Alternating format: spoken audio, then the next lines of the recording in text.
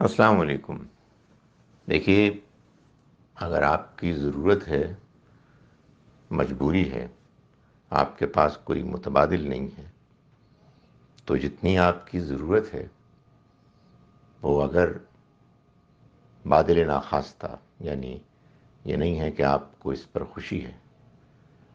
تو آپ اگر اس کو استعمال کرتے ہیں تو اللہ تعالیٰ فرماتا ہے کہ اللہ معاف کرنے والا ہے، رحم کرنے والا۔ سور،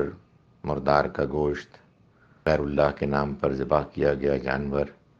اور خون، ان سب کی حرمت کو بیان کرنے کے بعد اللہ تعالیٰ فرماتے ہیں فَمَنِ اضْطُرَّ،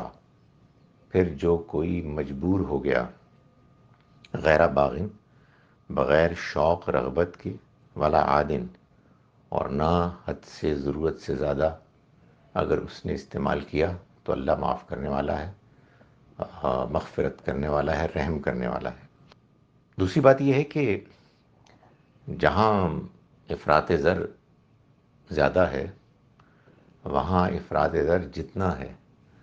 اتنا اگر سود ہے یا اس سے کم ہے